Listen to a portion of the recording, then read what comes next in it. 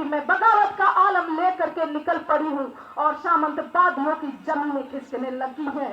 मैं सींचने लगी हूँ अपने बगावत के लहू से, जब मैं सींचने लगी हूँ बगावत के लहू से, सामंतवादी टकराने लगे हैं मुझसे। तो जितनी तेजी से आप सो रहे हैं उतनी तेजी से ये सरकार तुम्हारे अधिकारों को खत्म करने का काम कर रही है और हमारे अधिकारों को छीनकर हमारे शिक्षा, स्वास्थ्य, रोजगार, नौकरियों को छीन करके हमें आर्थिक और मानसिक रूप से गुलाम बनाने का हमारे लोगों को काम किया जाता है। इनके षड्यंत्र को समझो, नहीं तो तुम उसी व्यवस्था में गले में हारी, कमल में झाड़ी और बाहर रोड पे सोने के लिए और बधुआ मजदूर बनने के लिए मजबूर हो जाओगे।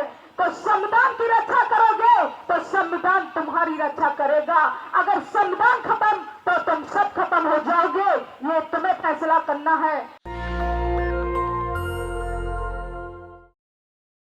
अभी तो ये छोटी सी अंगड़ाई है साथियों, अभी तो लड़ाई हमारी बाकी है। ये तो अंगड़ाई है सिर्फ और लड़ाई हमें बाकी है। आज हमारी यात्रा का 5वां महीना चल रहा है और आज यात्रा का हमारा समापन दिन है, 1 दिवसीय धरना प्रदर्शन का।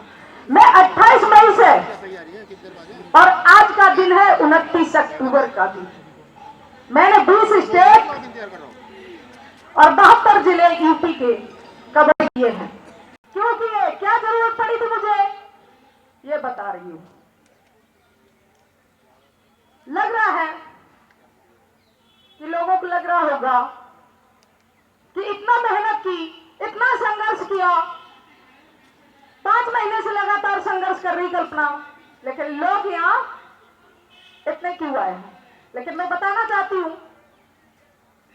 कि लोग यहाँ नहीं, लोग अपने जिलों में काम कर रहे हैं और हमारा जो समाज है वो दबा कुचला समाज है। उनके पास इतने साधन संसाधन नहीं जो वो यहाँ तक पहुंच पाते हैं। और मैंने जो काम किया है वो मैंने यूपी के 75 जिले कवर किए हैं और मुझे साथ समर्थन सहयोग भी हमारे अपने बंधु भाइयों का, सभी का मिला है। लेकिन हाँ, एक बात कहूंगी मैं यहाँ से, यार जितने बैठे हैं ये सभी संगठन के लोग ही बैठे हैं और इन्होंने मुझसे वादा किया था कि मैं एक एक गाड़ी, एक एक बस लेकर के जरूर आऊंगा। लेकिन आज जो नजर आ रहे हैं वो सिर्फ अकेले ही अकेले नजर आ रहे हैं। लेकिन हमारे लोग यहाँ पर ये देखने को मिल रहा है कि कितने जागरूक हैं, जय भीम वाले हैं और लड़ाई भी संविधान की लड़ते हैं। लेकिन जब बात संसद की आई, नई पार्लियामेंट की आई, जहां एक धर्म, एक वर्ग और एक राष्ट्र की स्थापना कर दी जाती है, मैंने जब देखा कि देश भारत मेरा धर्म निरपेक्ष है, एक देश भारत हमारा लोकतंत्र है और उस पार्लियामेंट के अंदर जो नई संसद बनी वहां मेरे बाबा साहेब भीमराव अंबेडकर की प्रतिमा तक नहीं। आखिर क्यों, क्या ऐसा कारण रहा जो सरकार ने बाबा साहब की प्रतिमा उस संसद भवन से हटा दी। 28 मई को जब संसद भवन के अंदर उद्घाटन हो रहा था, मैं दिल्ली में ही थी, मैंने देखा कि यह देश हमारा संविधान से चलता है, देश हमारा लोकतंत्र है, देश हमारा, देश की कानून व्यवस्था संविधान से चलती है। फिर एक धर्म, एक वर्ग की स्थापना संसद भवन के अंदर माननीय नरेंद्र मोदी जी ने कैसे की। हमारे देश को तोड़ने का काम माननीय नरेंद्र मोदी जी ने किया। मैंने देखा कि मेरा संविधान खतरे में है, देश का लोकतंत्र खतरे में है। मैंने वहां फैसला किया कि आज कल्पना, तेरी जरूरत तेरे भारत देश को है, तेरी जरूरत तेरे लोकतंत्र को है और मेरी जरूरत मेरे संविधान को है जो मौत के मुंह में झूल रहा है। हमारे लोग जाति, धर्म, जात पात, ऊंच नीच में बटे हुए हैं, लेकिन वो भूल रहे हैं कि संविधान अगर है तो तुम जीवित हो, अगर संविधान है तो तुम्हारे अधिकार सुरक्षित है, और संविधान अगर है तो तुम्हारी आने वाली पीढ़ी सुरक्षित है। लेकिन जहां सामंतवादी लोग, जहां षड्यंत्रकारी लोग हमारे देश पर 2% लोग कब्जा करे बैठे हैं, हम उनसे नहीं लड़ रहे हैं, हमारे लोग उनसे लड़ रहे हैं जो हम अपने भी कहते हैं और अपनों से ही लड़ते हैं। तो साथियों, मैंने उस दिन फैसला लिया कि ये देश भारत हमारा धर्मनिरपेक्ष है, लोकतांत्रिक है, संविधान से चलता है। आज संविधान का उल्लंघन करके माननीय नरेंद्र मोदी जी ने एक धर्म एक राष्ट्र की स्थापना संसद भवन के अंदर की, जबकि मेरा धर्म, हमारा संविधान धर्म पंथ निरपेक्ष है। मैंने वहां फैसला लिया कि मैं अपने देश भारत को बचाने के लिए, अपने संविधान को बचाने के लिए, अपने लोकतंत्र को बचाने के लिए मैं ये लड़ाई लड़ूंगी, क्योंकि हमारे लोग बाहर निकल के नहीं आ पा रहे हैं। और यहाँ भी लोग आने का कारण ये है कि डर की वजह से, क्योंकि जो हमारा मुद्दा है वो सीधा सरकार से टकराने का है और सरकार के खिलाफ भी है। सिंबल जो राजतंत्र का प्रतीक है, जो हमारे उस संसद भवन के अंदर स्थापित कर दिया, जो समता समानता एकता को खंडित करता है।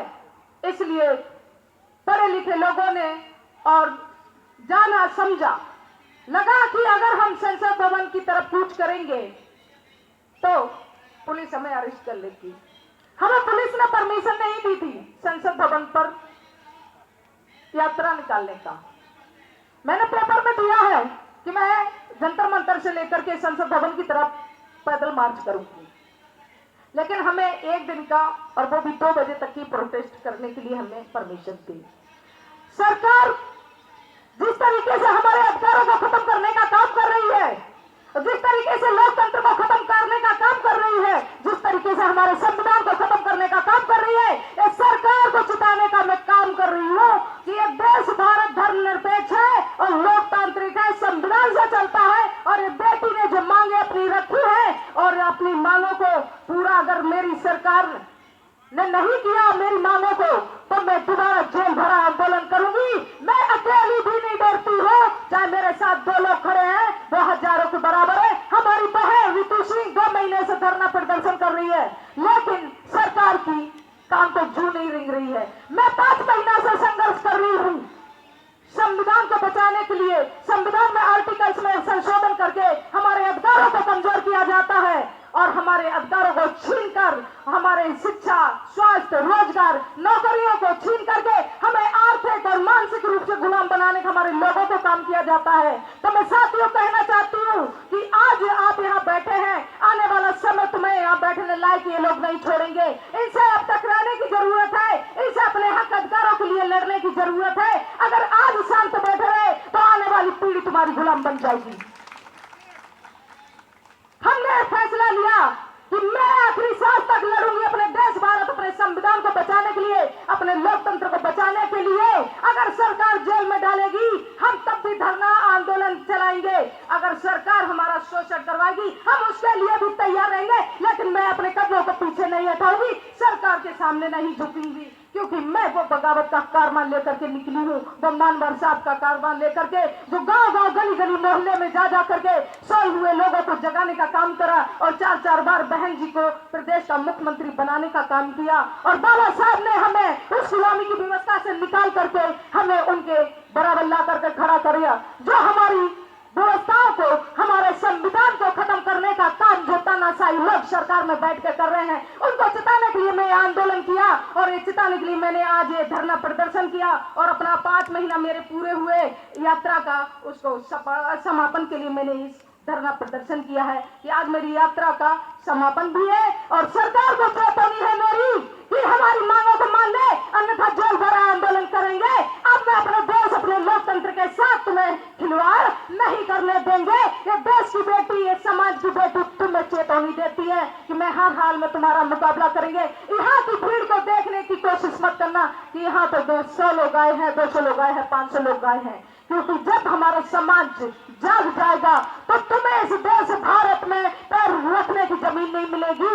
और आज हमारे देश, हमारे भारत के लोग, हमारे जो बहुजन समाज के लोग हैं, वो सो रहे हैं, लेकिन ये बेटी आज घर घर गांव गांव गली गली तक जाकर जगाने के काम करेगी, क्योंकि ये यात्रा मेरी यही समापन नहीं है। ये तो मैंने एक दिवसीय धरना प्रदर्शन के लिए आह्वान किया था, तो मैंने भी ये देखना चाहा था कि मेरे लोग कितने जागरूक हैं और कितने अपने महापुरुषों के प्रति समर्पित है और कितने अपने संविधान और अधिकारों के प्रति जागरूक है, वो मैंने देखना चाहा था। लेकिन अब मुझे और भी लड़ाई तेज करनी पड़ेगी और मैं और भी लड़ाई इसको तेज करूंगी और अपनी लड़ाई को जारी रखूंगी।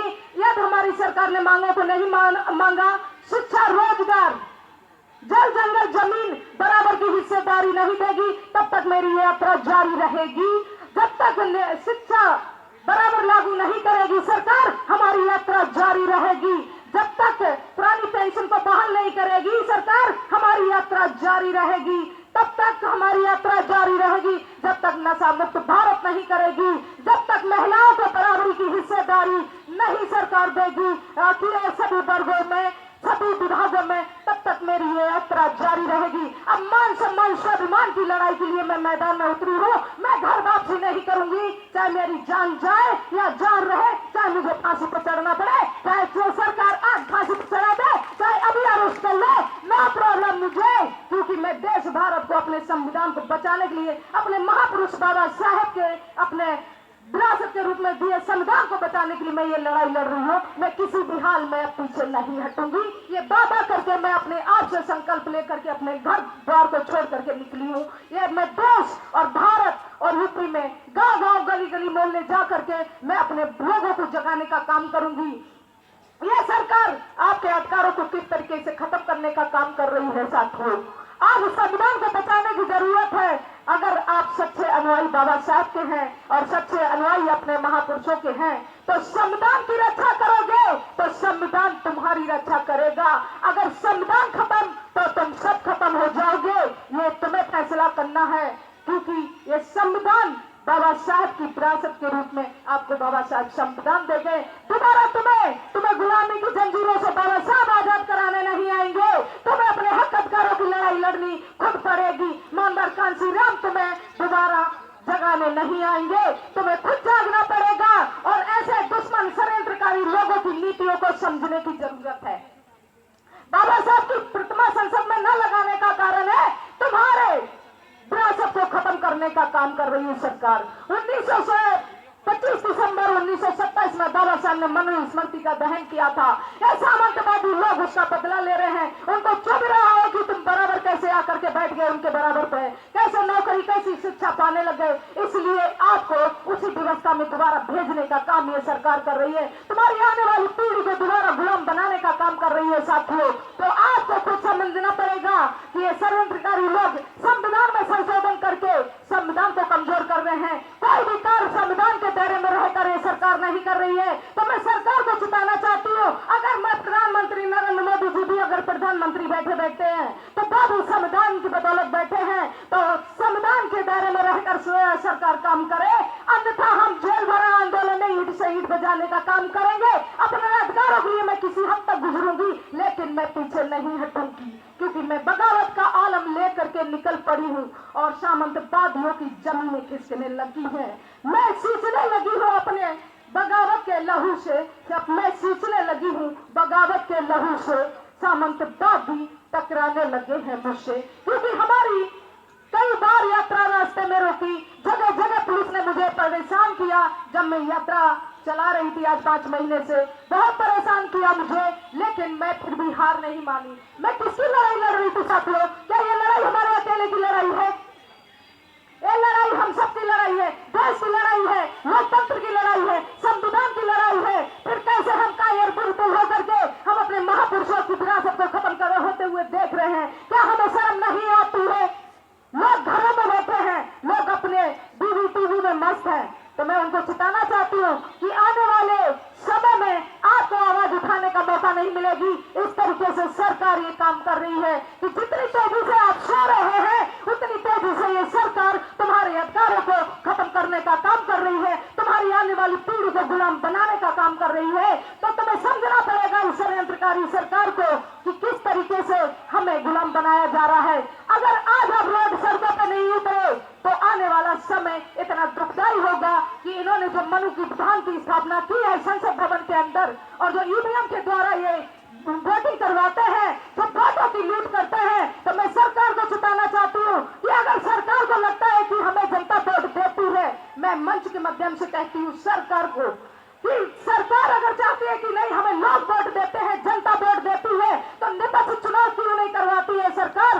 क्यों नहीं वीवीपैट से वोटों की गिनती करवाती है?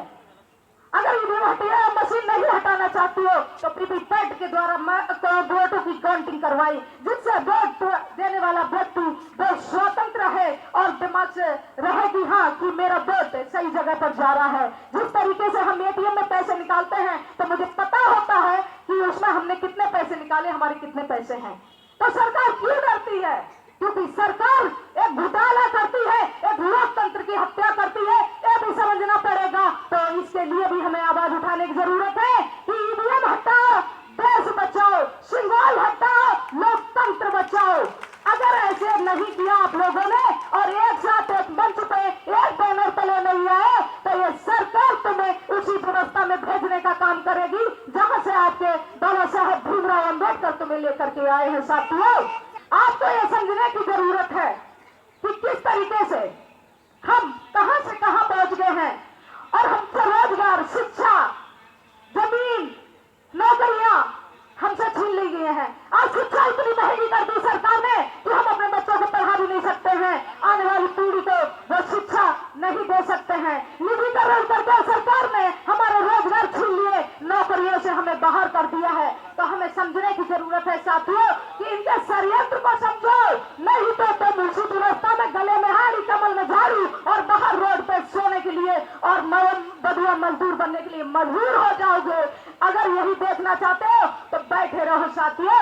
ये देश की बेटी अपने महापुरुषों को बचाने के लिए संघर्ष कर रही है और आखिरी सांस तक संघर्ष करेगी। हमें नहीं फर्क पड़ता है कि हमारे साथ 2 लोग हैं या 10 लोग हैं, क्योंकि मेरे मानवर कांशी राम भी देश की सत्ता व्यवस्था को परिवर्तित करने के लिए अकेले निकले थे और बाबा साहेब देश को बचाने के लिए और समाज को और अपने बेटों को बचाने के लिए, जो जिन्होंने कहा था कि मैं एक बेटे के लिए अपने करोड़ों बेटों की हत्या नहीं कर सकता हूं, तो वो अपने मृत्यु बच्चे को, राजू रतन को छोड़ के बाबा साहब लंदन चले गए थे 2 बेटों के आपके अधिकारों के लिए।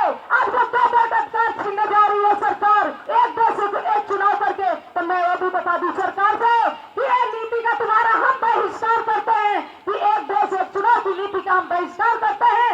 एक देश एक शिक्षा नीति लागू कीजिए, अन्यथा तुम्हें हम एक संसद भवन पे आकर के धरना देंगे। अभी जंतर मंतर से धरना दे रहे हैं, तुम्हें जो चाहे तुम कर लेना और हम में ताकत होगी हम वो करके दिखाएंगे, लेकिन एक देश एक कानून तुम्हें हम लागू नहीं करने देंगे। एक देश एक चुनाव, उसकी भी नीति इसी तरीके से है जिस तरीके से 3 काले कानून की नीति थी।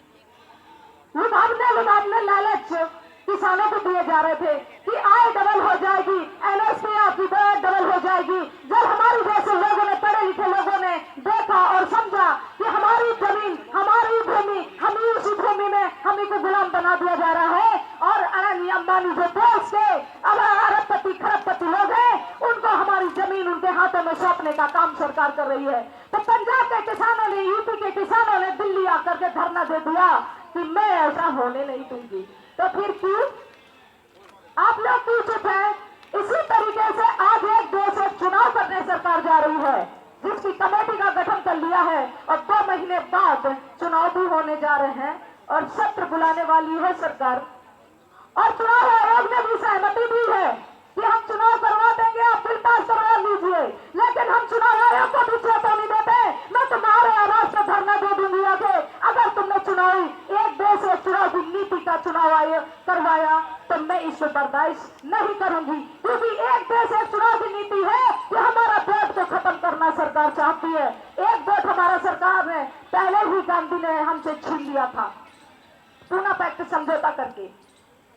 2 वोटों का अधिकार हमारा था, एक रिजर्वेशन का और एक हमारा जनरल का। तो एक वोट गांधी ने पूना पैक्ट समझौता करके छीन लिया, दूसरा वोट हमारा सरकार एक देश एक चुनाव करके हमसे छीनना चाहती है। और वो इसी 2 महीने के बीच में ये तैयारियां चल रही हैं। मैं ये चिताना चाहती हूँ, जिसको नहीं पता है तो सुन लीजिए क्या है एक देश एक चुनाव की नीति, क्योंकि हमने स्टडी करी, हमने सारी जानकारी ली। मैं खुले मंच से बोल रही हूँ और सीधा सरकार को मैं बताना चाहती हूँ कि जिस तरीके से राष्ट्रपति का चुनाव होता है MP MLA के द्वारा, उसी तरीके से प्रधानमंत्री नरेंद्र मोदी अपना चुनाव करवाने जा रहे हैं, प्रधानमंत्री का।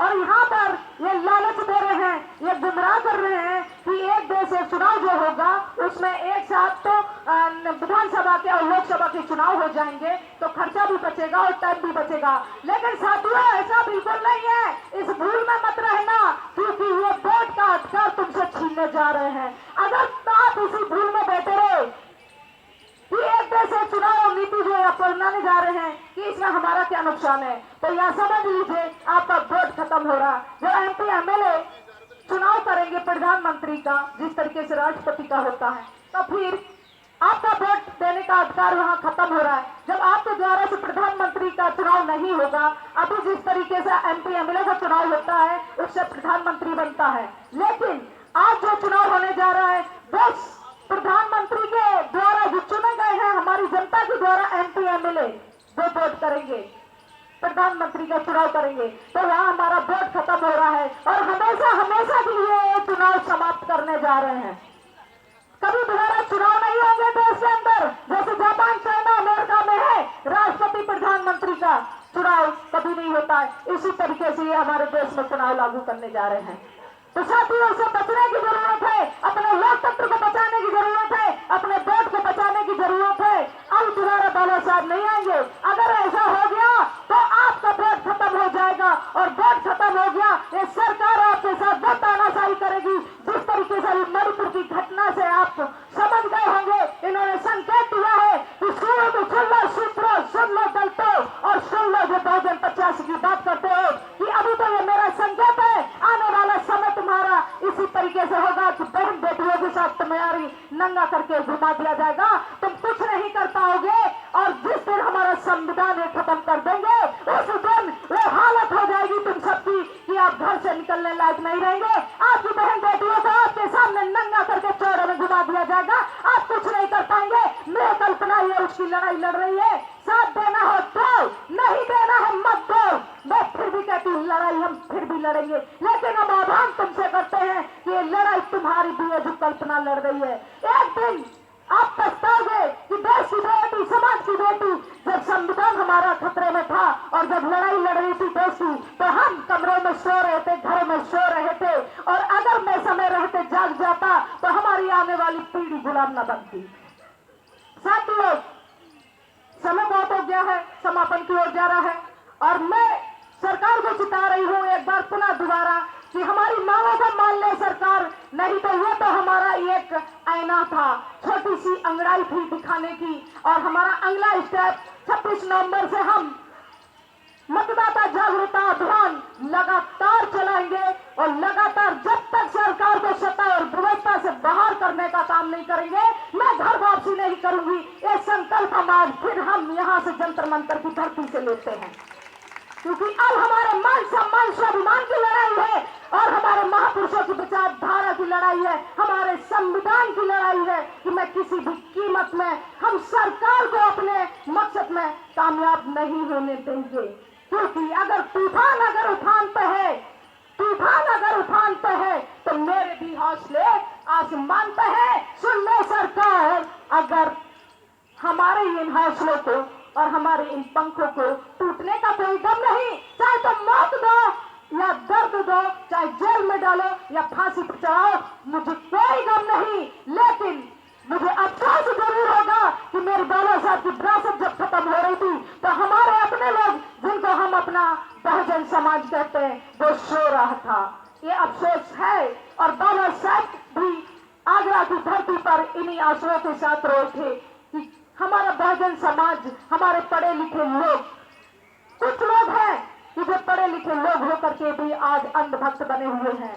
आज भी वो समझ नहीं पा रहे हैं कि हमारा संविधान हमारी रक्षा करता है, संविधान हमारे अधिकार देता है, संविधान हमारी सांसें है, लेकिन उनको लग रहा है कि ये कल्पना की लड़ाई है, कल्पना लड़ेगी। हाँ, जरूर हमारी लड़ाई है, जरूर हमारा हिंदुस्तान है तो रक्षा करना भी दायित्व हमारा है, क्योंकि मैं बाबा साहेब भीमराव अम्बेडकर की बेटी हूँ। इसलिए हमारी बहन रितु जो कॉलेज में प्रोफेसर है दिल्ली यूनिवर्सिटी में, आज 2 महीने से धरना प्रदर्शन कर रही है, लेकिन सरकार ने एक बार भी बात करने के लिए तैयार नहीं हुई और मनुवादी मानसिकता के लोगों ने उनको परेशान किया, प्रताड़ित किया जाति और धर्म के नाम पर। और वो बेटी देश के लिए, अपने लिए, वो अपने लिए अकेले नहीं लड़ रही है बहन, क्या तुम अकेले अपने लिए लड़ रही हो ना? वो आने वाली तुम्हारी पीढ़ी के लिए आज वो धरना दे रही है यूनिवर्सिटी के सामने। किसके लिए? क्योंकि वो दिखा रही है कि तुम जागो बेटियों, जागो बहनों, क्योंकि ये तुम्हारे मान सम्मान की लड़ाई है, ये आपके अधिकारों की लड़ाई है, जो आपको दम दर्जे में रखा गया, आपके अधिकारों को कुचला गया, आपको कुचला गया है। आज हमारा वक्त आ गया है और आज हमें अपने अधिकारों की लड़ाई लड़ने की जरूरत है। आज रोड और सड़कों पर उतरने की जरूरत है, आज इन मनुवादियों से टकराने की जरूरत है। अगर आज तुम नहीं जागी और अगर आज तुम नहीं जागे तो हमारी जैसी बेटियां कितनी हार मान के बैठ जाएंगी। ये प्रोफेसर हमारी ऋतु बहन जी ये दिखाने और समझाने और बताने का काम कर रही है। तब मैं अपने मंच के माध्यम से ये वादा करते हैं कि मैं तुम्हारे आखिरी सांस तक मैं तुम्हारे साथ हूँ। लड़ाई तुम्हारे अकेले की नहीं है बहन मेरी, मैं दोनों मिलकर के तीनों इस लड़ाई को और तेज करूंगी और सरकार को दिखा दूंगी कि ये देश की बेटियां और देश की जमानत संभाल ली है। हम अपने हक अधिकारों के लिए तुमसे टकराने का काम करेंगे और अपने अधिकार तुम्हें छीनने नहीं देंगे किसी भी कीमत में, और आपकी ये तानाशाही नहीं चलने देंगे किसी भी कीमत पे। चाहे हमारे पुरुष लोग जागे या घर में चूड़ियां पहन के बैठे रहे, मैं मंच से ये बात कहती हूँ, क्योंकि हमारे लोग जाग नहीं रहे हैं, समझ नहीं रहे हैं। क्यों? क्या कारण है ऐसा?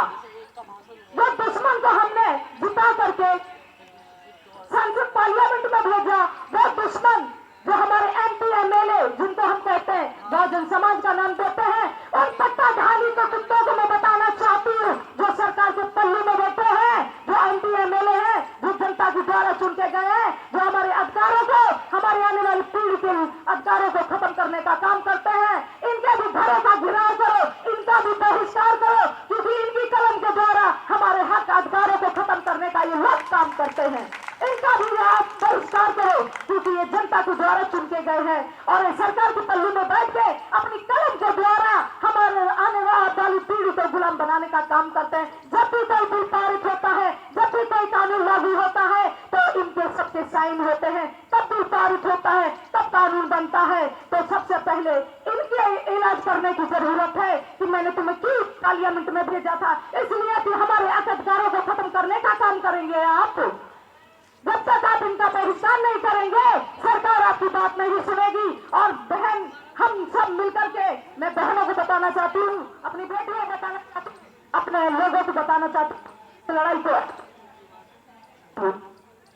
अगर ऐसा नहीं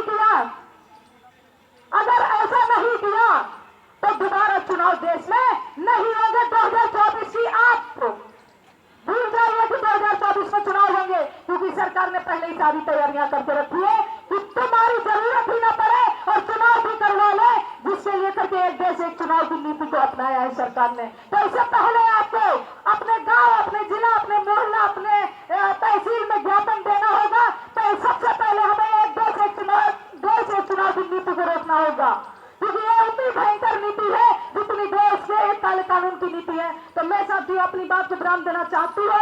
आज मेरी यात्रा का समापन है, 5 महीना हमारे पूरे हुए। अगली यात्रा हमारी मतदाता जागरूकता अभियान चलो गांव की ओर की यात्रा 26 नवंबर से हम शुरुआत करेंगे। तो आप सबका हमें उसमें भी साथ समर्थन सहयोग चाहिए, अपने जिले, अपने मोहल्ले, अपने गाँव, अपने तहसील में, क्योंकि हम ये लड़ाई आगे भी जारी रखेंगे। हमारी आज की यात्रा जरूर समापन है, अगली यात्रा हम 26 नवंबर से शुरुआत करेंगे। सभी भाई, सभी बहनों का और सभी मीडिया बंधुओं को मेरा नमो बुद्धाय, जय भीम, जय भारत।